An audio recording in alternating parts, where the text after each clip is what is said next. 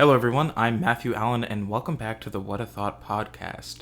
Today, I have another full topic. Sorry, my little wrist thing moved. Another full topic for you guys of one movie franchise that I have watched over the course of the past couple of days. And that, if you couldn't tell by the title, obviously, is Disney's Descendants. I'm already laughing because I just enjoy the nonsense that was these films that I was not forced to watch, but I was made to watch.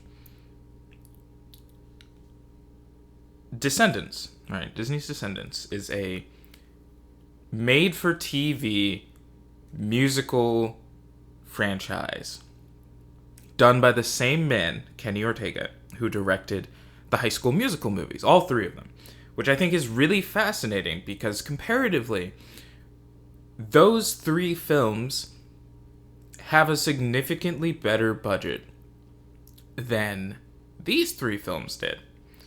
Real quick, I would also like to state that Kenny Ortega, the director, who has no relation to Jenna Ortega, no worries, I already Googled it. I was already curious. They have no relation.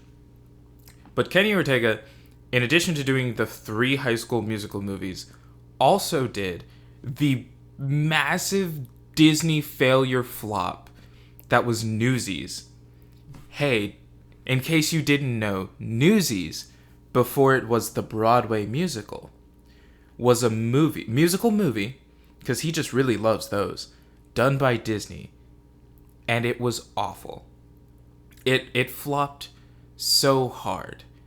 I'm pretty certain it's the movie that killed them doing live action films for like a while. If I remember correctly, like there went between Newsies in 92 and then whenever we get the next like live action Disney movie, which is going to require its own little Google search real quick. 1 second.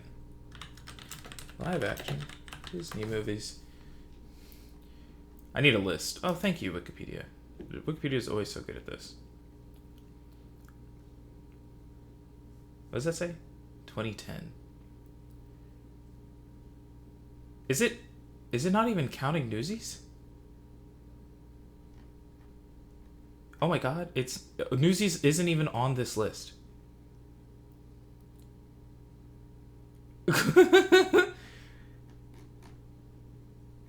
Oh no, because this is live action adaptations. I was like, what's wrong with this list? And it's that it was just live action adaptations. I just want live action movies. But this does help, because I kind of forgot about 100 and... What was the other one? 101 and then 102 Dalmatians. Bad. You can't...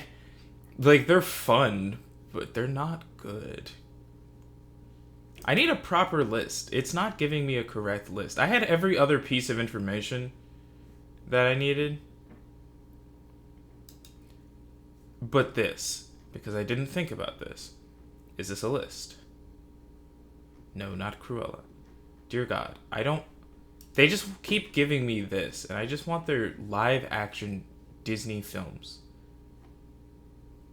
And it's not giving me that list. I'm upset about that. Anyways, it kind of killed it for a bit. Like, the reception for those types of movies was not the same as it was for their animated movies after Newsies, especially for movie musicals. So, like, that kind of killed it for a bit, which is really funny to me because then they let that man do Hocus Pocus, and everyone in their goddamn mothers loves Hocus Pocus. I have never seen Hocus Pocus. I know nothing about Hocus Pocus. I just know it's a film that exists, alright? So that guy did Newsies, and then it failed, and then he did Hocus Pocus, okay? And I have to assume that is why we were able to get a couple more live-action movies in the late 90s and early 2000s, before we kind of didn't, unless it was a DCOM, because we love ourselves some DCOM. So he did those two, and then he did Cheetah Girls 2, which was really funny to find out that he did not do Cheetah Girls 1. I believe the man who did the first one is named Scott Oz, or it is Oz Scott. One of those two directions is correct. He did the first one, and then Kenny Ortega came in and did the second. And then he did his 3 High School Musical movies, and I was like, that's fascinating. And then he did all 3 Descendants movies, and I was like, that's also fascinating. And then I believe he's doing Julie and the Phantoms, which I don't know what that is. And then he's had work doing, like, episodes of television in, like, just all over. Especially on Disney shows, like, he'll do, like, an episode. But, yeah. He did Descendants. So, already, we're starting off pretty high. High School Musical fame, Cheetah Girls 2 fame, Descendants? Hocus Pocus fame? Like, yeah, Newsies. I like Christian Bale, but, oh boy, he's a weird choice for Jack Kelly. But Descendants is adapted from a book series. A book series. In case you didn't know. It's 4 books that I think is published through Disney, possibly. But there's 4 of them. There's The Isle of the Lost, Return to the Isle of the Lost, Rise of the Isle of the Lost, and Escape from the Isle of the Lost. Those are the titles of the 4 books written by Melissa de la Cruz.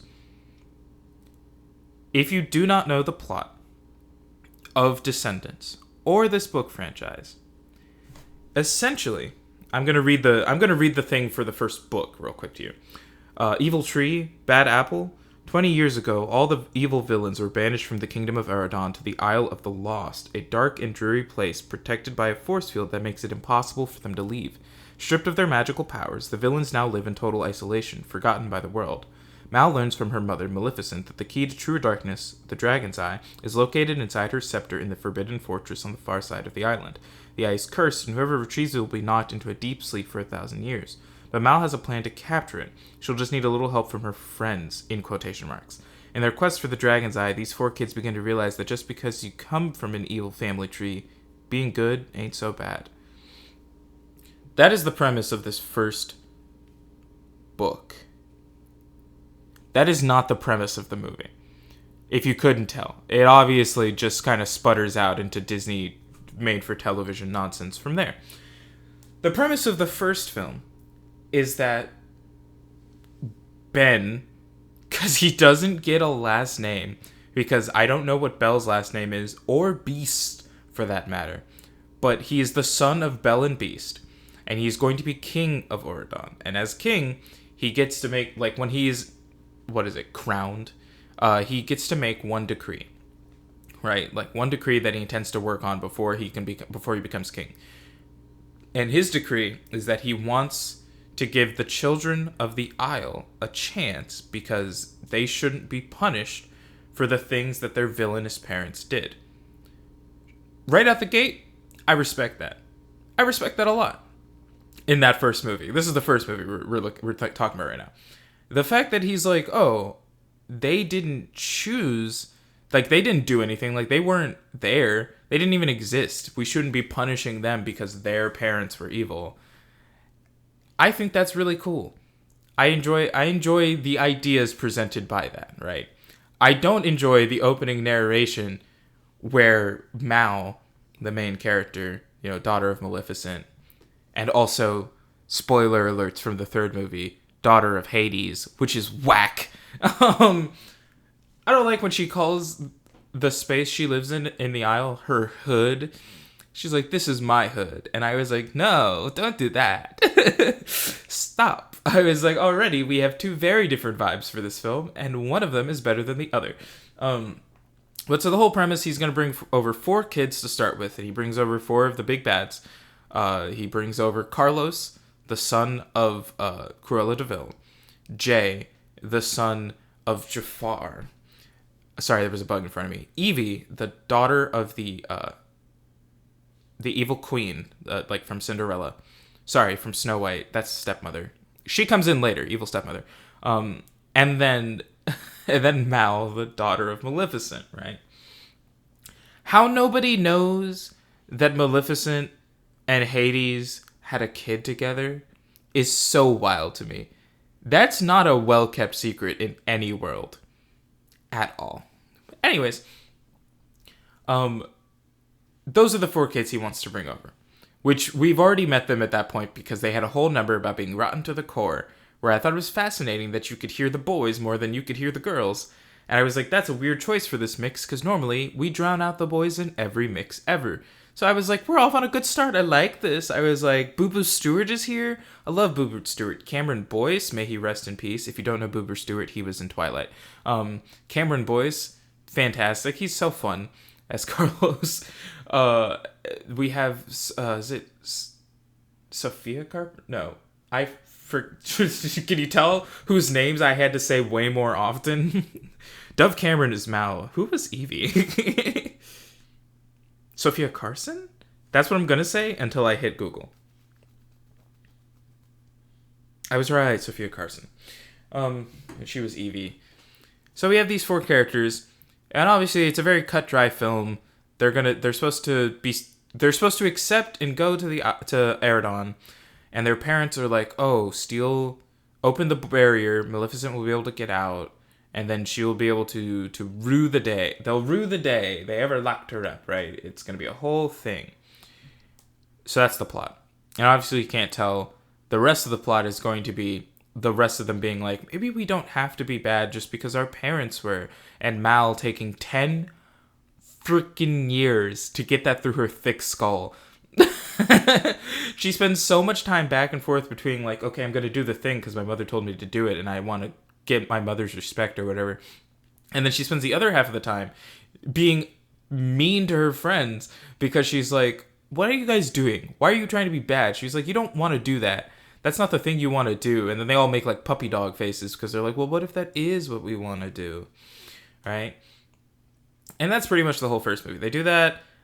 They don't steal Fairy Godmother's wand. That's what they're sent to steal, is to steal that to open the barrier so that Maleficent can come through. Right? So they don't.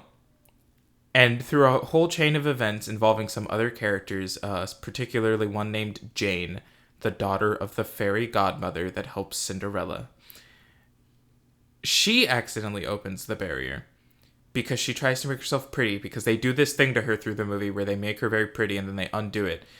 Even though she's already a very generically pretty young lady. And there was no need for them to do the nonsense that they do, which I feel like was just a weird choice of like self-image destroying that they did. I was like, it's very fascinating that this is what they have chosen to do and like present forth as the idea, but okay. I haven't actually looked at like any of the members of the cast outside of this Descendants film, and it's really funny to see how many of them are only in this Descendants film. She is 5'1". What a short lady. But the first movie, it's got some solid songs. It's got some interesting, what's the word I'm looking for? Like choreography.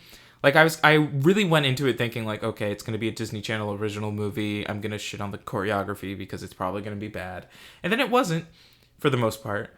There is a very obvious use of auto-tune on everyone except Kristen Chenoweth, which is really funny to me because I was like, of course they didn't need auto-tune on the Tony-nominated actress. You know, because she's just good at that. But I was like, overall, it's kind of okay. I didn't care about the main, like, love story plotline, which was the Mal and Ben one. I did hate that everything he wore had his father's crest where he's a beast on it. I do hate that they point out that the statue that they have created in honor of his father had it magically enchanted so that it would transform back and forth between beast and man. To showcase that anyone is capable of change. And then we kind of didn't really come back to that statue as like an important plot point. The idea that it presents that anyone is capable of change is obviously the whole point of the film. But the statue was just so useless. We also get like a couple of side stories. We get the one where we learn Jay is good at sports because of course he is. He's grown up doing thievery and whatnot, which makes him a lot like Aladdin, which is really funny that he is the son of Jafar. We also get the Evie is trying to like pull a Cinderella, you know, and go like be really good at cleaning and cooking and housekeeping, and then so she can marry a prince and live a really nice life. And she learns that she doesn't need to do that, and that she's very smart if she applies herself. And she finds a young man who supports her in everything that she does, and he's the son of, I think, Dopey. His name is Doug. We love Doug, okay?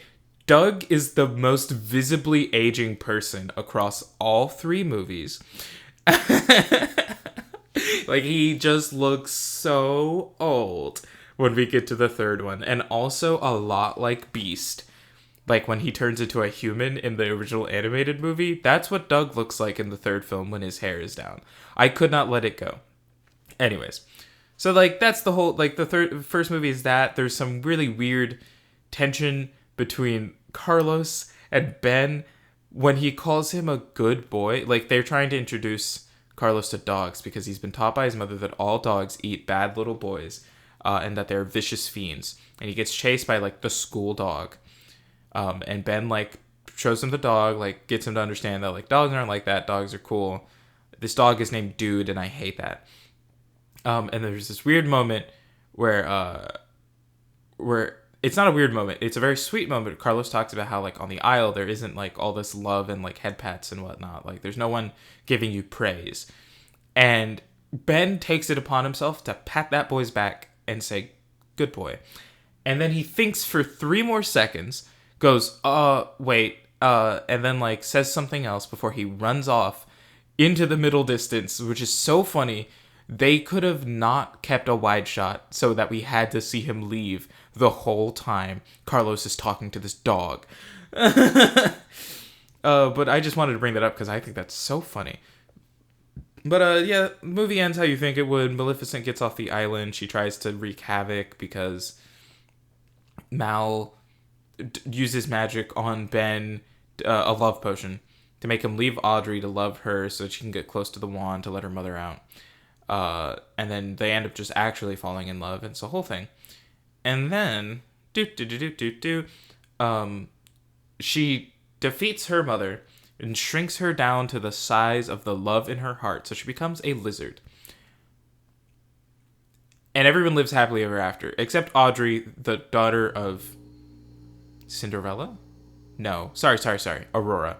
The daughter of Aurora, Sleeping Beauty, who is not vibing with the fact that her former boyfriend is now not only in love with, but, like, courting the daughter of the woman who put her mother to sleep for 100 years. And that will come back. So, like, the whole second movie, we get, it's more of the same stuff that happens in the first one. It's more just, all 3 movies have the same plot, and it's, what if someone tried to leave the Isle, right? That wasn't supposed to.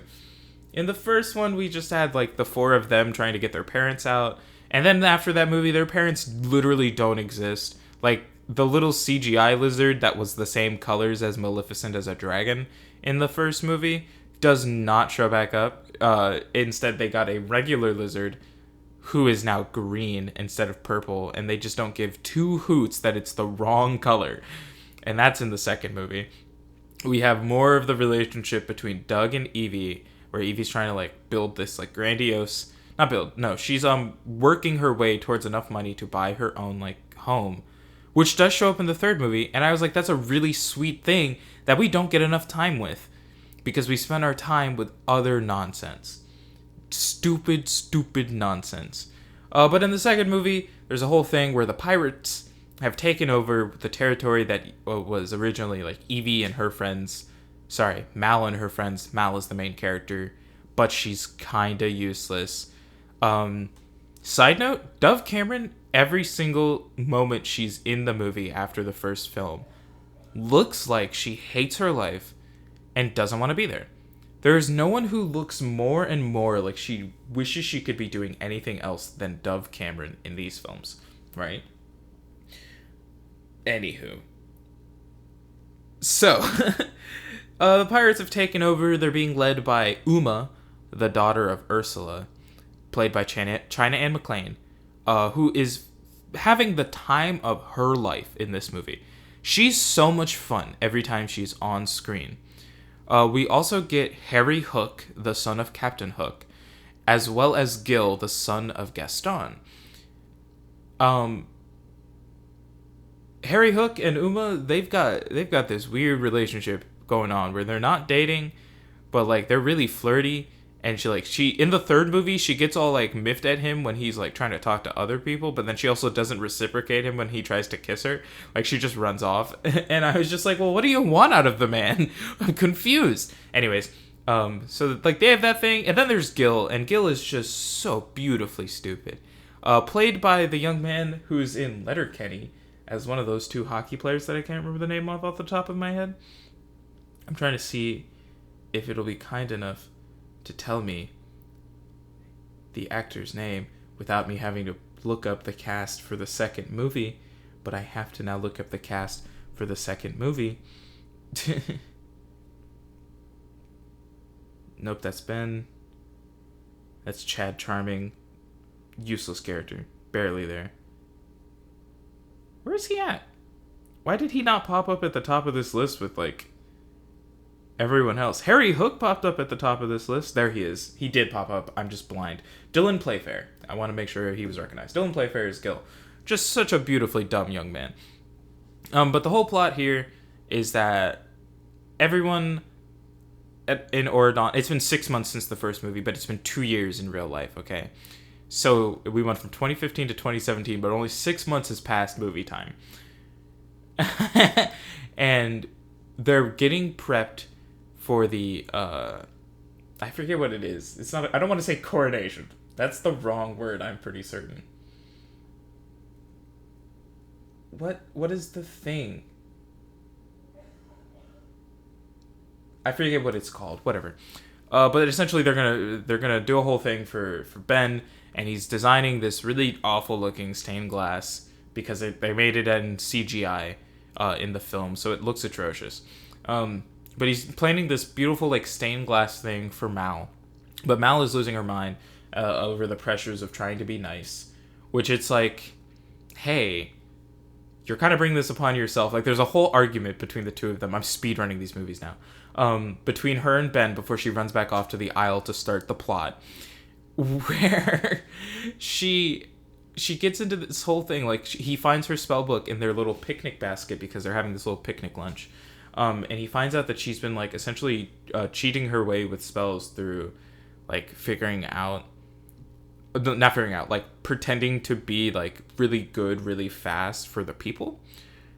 And he's like, hey, it's really hard on me being the king, but you could have talked to me.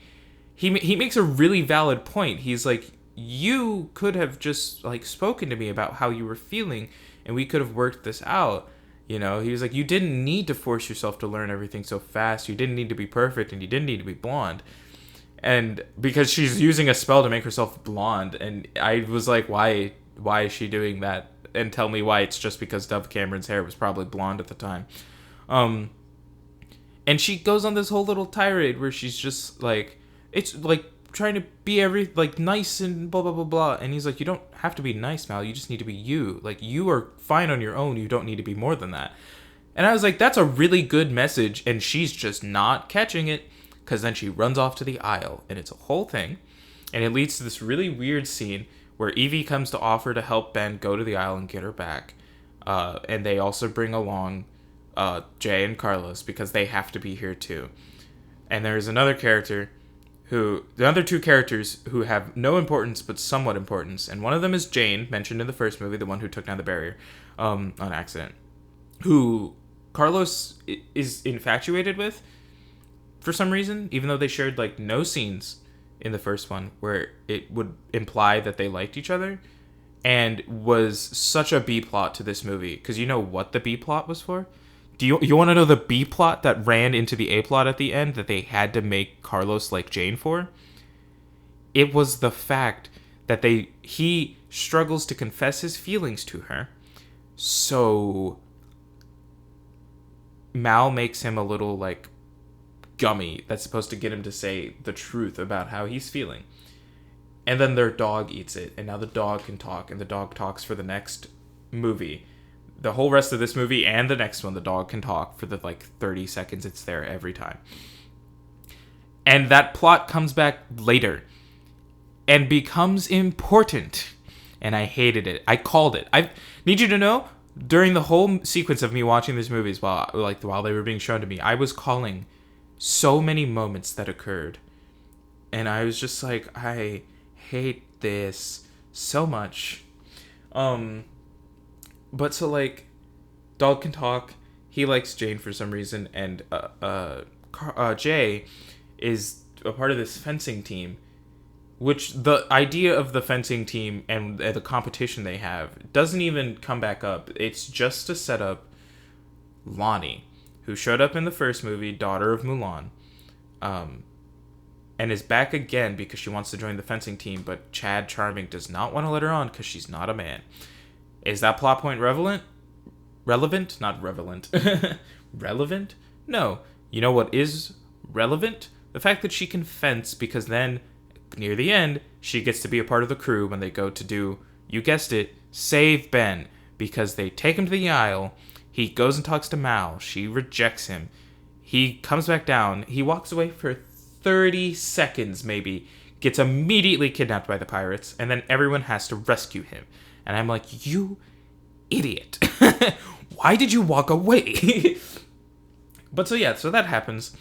They have to rescue him from the pirates. There's a whole thing where it's like, if you go get the wand, we'll free your little lover boy. And it's like, Mal, why do you care? You obviously don't care. You didn't care enough that you sent him away. Now you care because he's been kidnapped? No, you don't. Let him die. Chad can be king. Audrey will be happy. I was like, just fools. You know what I mean? Just absolute fools. So they go, and they come up with this plot of this secondary point, third point actually, where every room apparently has a 3D printer in it, which is new, because you know whose doesn't? Evie. She's making dresses out of her room. She's running a business. She doesn't have a 3D printer. Anyways, they have a 3D printer in the room shared by Carlos and Jay. And they're like, we'll go make a fake wand, bring it back, and give it to her. And that way, we can not have her escape the aisle. And it'll the whole thing.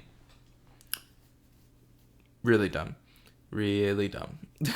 Anyways, so they do that. They print it off. They bring it back. Dude comes along after he was told not to because he's just been sitting in the room the whole time for this whole chunk of the movie. And here's where B-plot of Dude and the Carlos Jane love story runs into the A-plot of the pirates, because they bring her the wand. They bring the wand to China McClain. Good song. Say my what's my name? I like it. That's from way earlier. This movie does not have the same amount of bops as the first one, but there's still some decent numbers in there. I called pretty much every number that I thought was going to be stupid, and I was right. I think that duet between Evie and Mal, so dumb. So very dumb. Anyways, moving on. They bring her the wand. She's like, this was too easy. Use it. Use the wand. Show us that it works, right? And the dog shows up. And so she pretends to cast a spell on the dog to make it talk. So then he talks. And that's the whole point of this stupid little talking dog subplot, is for this moment over here. And I was like, I hate that. I called it too. The moment she was like, try the wand, I was like, she's going to pretend to make the dog talk. And then it cut to the dog. And I was like, no! Why are you doing this? This is bad choices. I was like, this whole Carlos Jane love story is so stupid because it adds nothing. You know what would have been a better love story? Lonnie and Jay. The daughter of Mulan and the son of Jafar. You know why? Because they had chemistry in the 3 scenes they're in together. They also have things in common. So I was like, that makes a lot of sense. There's nothing in common between what's his face? Between Carlos and Jane, yet we have to pretend like they're a good couple. So they try out the wand, they believe them, they take the wand, they find out it's fake. A bunch of pirate fighting ensues. they escape eventually with Ben. Like they don't get him killed. The weird rap. There's a weird rap song that I was like, yeah, Hamilton was out already, so this is Lin-Manuel Miranda's fault, and that's just the truth. Because Dove Cameron's really bad. All of her verses are awful, and she's not committing to it. China Anne McClain's verses all slap, and she's committing so hard. Like, she does this little, like, tippy toe, like, move when she's excited. And I was like, this character is fun. Can we follow her for the rest of the franchise? No. So, the fighting ensues. They run off. Everyone else is stuck except Uma. Uma somehow got through the barrier. She got through the barrier, and she's found... Because she's found... Mal's. She found Mal's spellbook. That child's name is just Mal, by the way. It's like, it's not short for anything. It is just Mal. Which I was pointed out to by my friend. Thank you, Tam. That is because they're going for a stupid name convention about the fact that her name is Mal and Ben's name is Ben. So Mal, malevolent, Ben, benevolent. You know, good, evil. And I was like, stupid, but okay. So she finds her spellbook, which was the whole point of contention from earlier, uses it to escape with just herself, uses it to charm Ben at the little whatever thing at the end. True Love's kiss wakes him from the charm. A fight ensues between Uma, who turns herself into a squid creature, giant squid creature like her ma did, and then Mal somehow turns into a dragon because she's been doing this thing throughout the movie where her eyes go green, and it like she looks like she's about to like have a just force of magic come pouring out of her, and like an explosion where she is the like center of the blast radius, and we just never talk about it.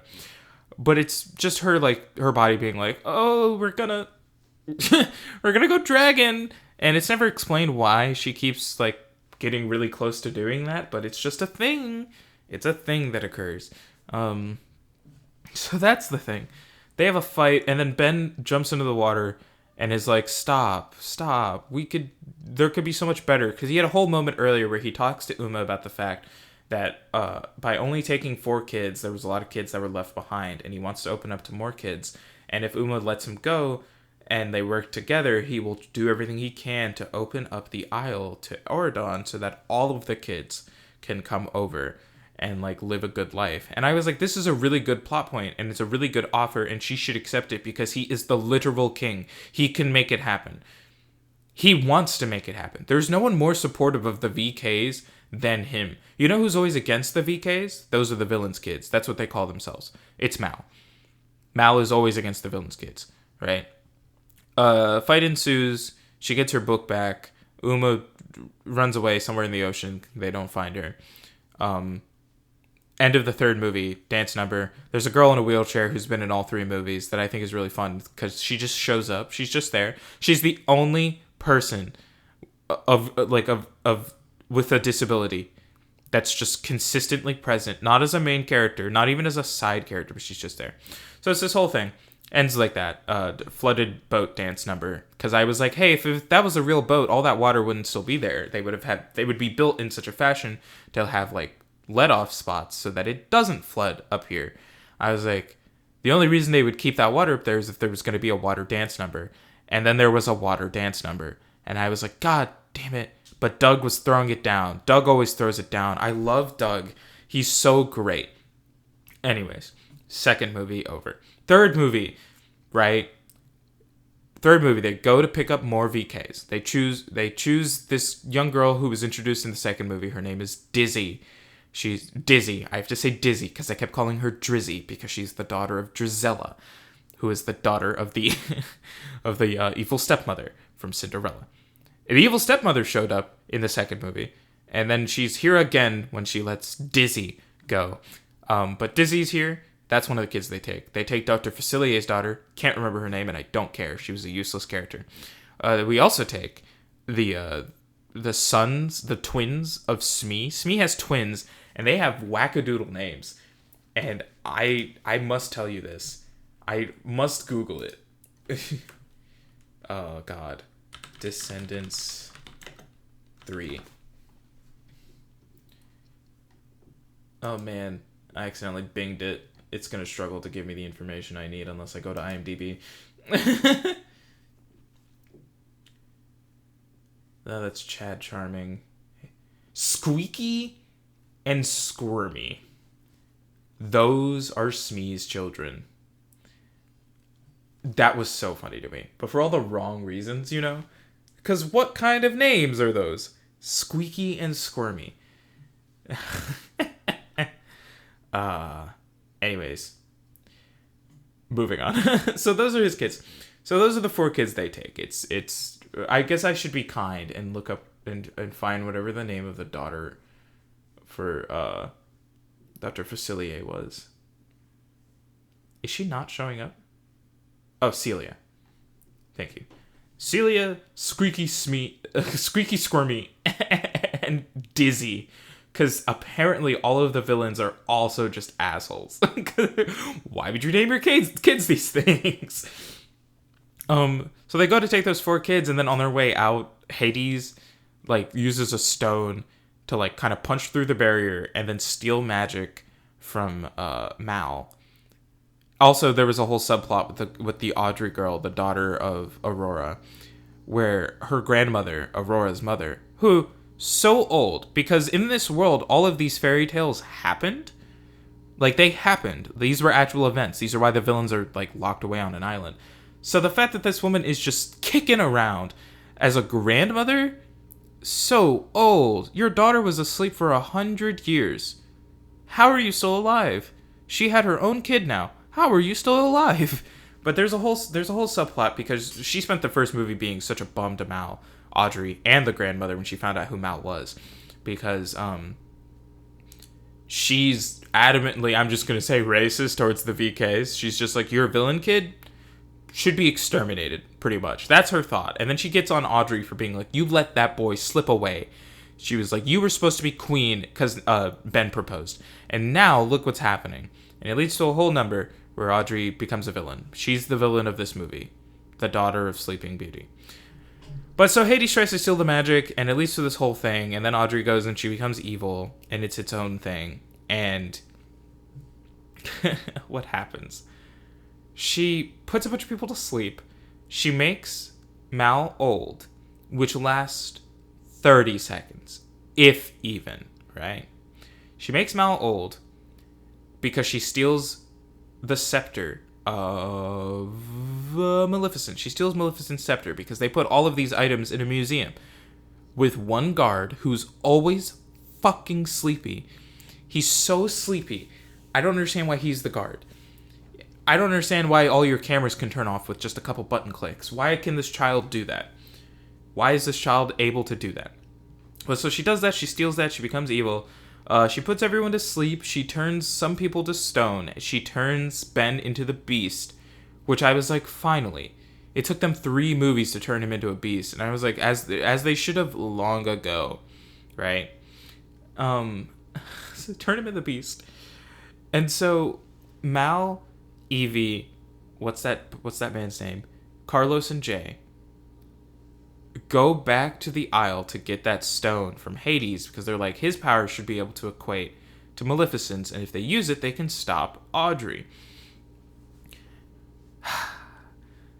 You know who we leave behind? We leave behind Dizzy, who they made such a prominent fixture in the previous movie just to make her nothing here except be asleep with her dogs out. There's 2 separate moments where we see toes, and I don't fucking understand why. Because I was like, these people wouldn't have been going about without their shoes before they fell asleep, because they were existing casually and walking around and going in and out. Where are their shoes? Why are their dogs out? But anyways, she's just on this couch with Squeaky and Squirmy, dogs out, asleep. Mal and company go to the island. They go get the thing from Hades. We find out that that's her father. We learn that she has the world's butteriest fingers. Like, they're so buttery. Every single time, right? Every single time, she has this stupid stone in her hand that she gets from Hades, her father, after they sing a rock number where he is the best part of the song and she is trash. She's so bad.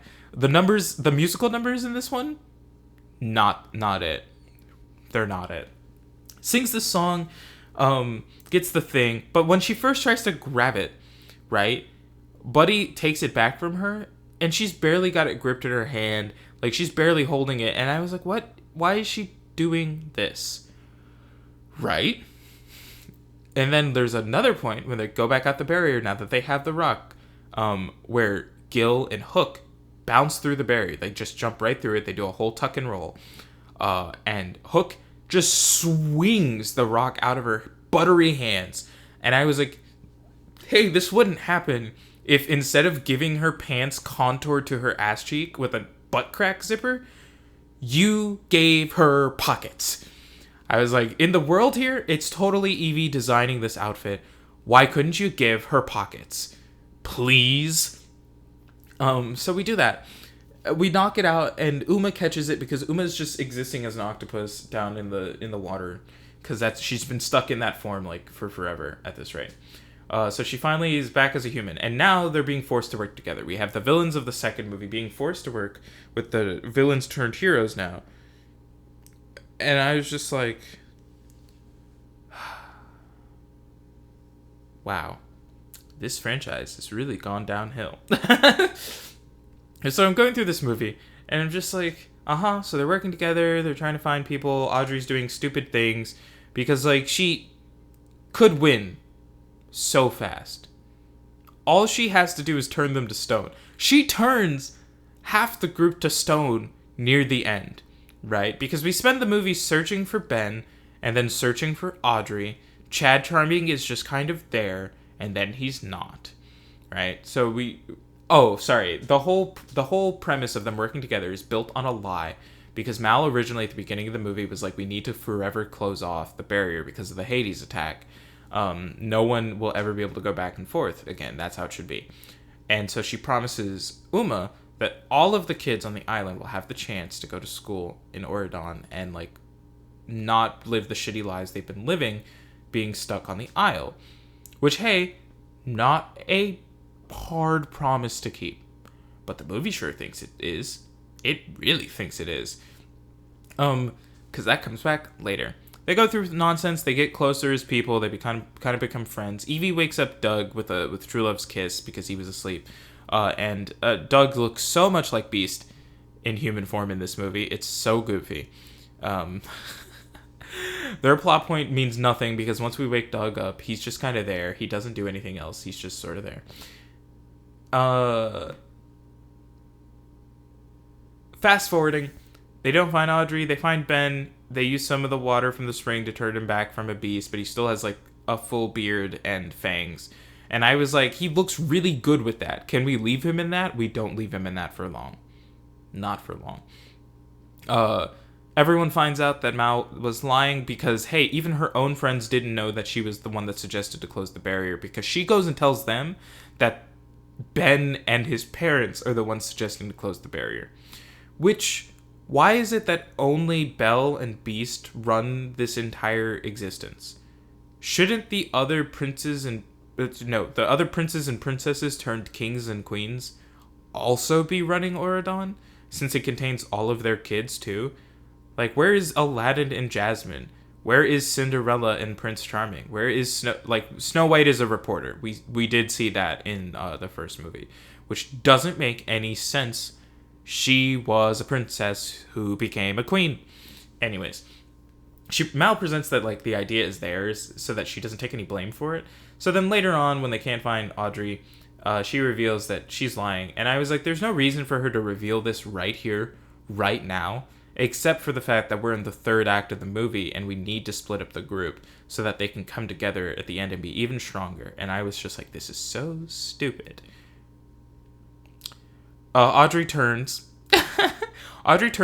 Carlos, Jay, Ben, and Evie to stone because we just cut out the main characters from the majority of the end of the plot. Mal tries to catch up with Uma and Hook because, hey, where's Gil and Doug and Jane, who are all still here and present and awake? They're sitting on the stairs staring at Jane's statued mother And it's like, hey, couldn't you use that magic water that you used from the lake on Ben to make him unbeast and only partially beast and unstone your mother?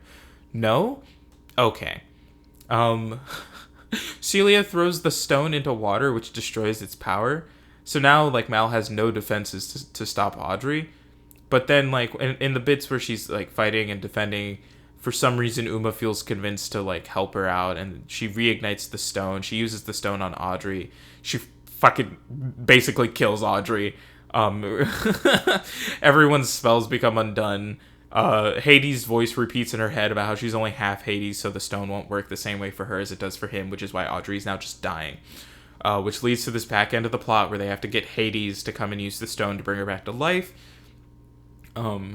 Which then is the, like, final nail in the coffin for Mal to be like, I can't be the queen of Auradon unless I'm the queen of the Isle as well. We must tear down the barrier and let everyone unite. And for some reason, every villain that is over there that, you know, isn't Maleficent, since she's a fucking lizard, everyone else is just really cool with just living under the rule of the people that trapped them on this isle for 16 years.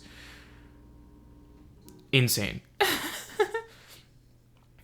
But they unite. Everyone's free to come over. We see the Dr. Facilier and Smee, who never spoke this whole movie, and then also the evil stepmother. They come over. We see Hades come over. There's a whole dance number. The girl in the wheelchair is back. Everyone lives happily ever after as we close it out. And that's the third movie. I think they had plans for a fourth, but as we all know, Cameron Boyce passed away. So that kind of really shut it down, because there's not a world where you can get rid of Carlos without also getting rid of Dude and getting rid of Jane. And you can't just kill Carlos, because then that's going to be really dark really fast. So yeah. There was no Lonnie in this movie. She's not even mentioned. No one says her name. They mentioned this random girl named Hannah, and I was like, that could have been Lonnie, but no, I guess not. But that's these movies. The first one is surprisingly better than it has a right to be. I kind of want to read the book to kind of really take a gander at those differences, but other than that, it just sort of exists. And that was Descendants, and I watched all three of them, and I won't ever get the 6 hours of my time back from that.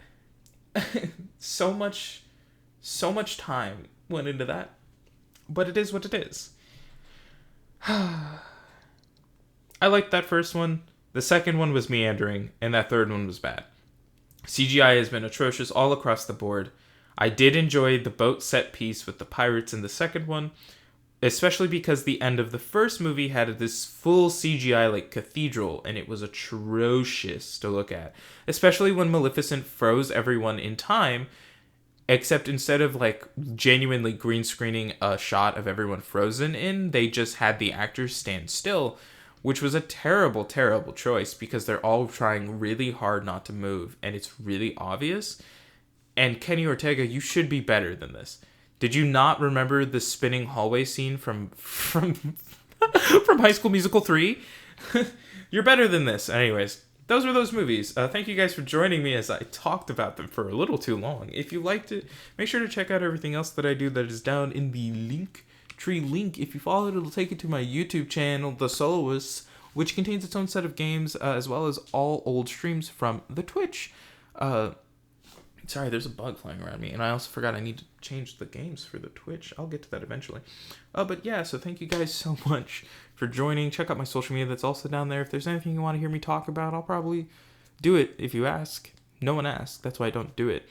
And if no one asks, then most likely the next thing I talk about will be Barbie and Oppenheimer, because the day of this recording, I'm actually speeding out from this moment to go shower so I can go see Oppenheimer and then Barbie. So thank you guys so much. I've been the Soloist. I've been Matthew Allen. I did the wrong outro for a split second. Ain't that funny? I haven't done that in a while. And I will see all of you next week for What a Book.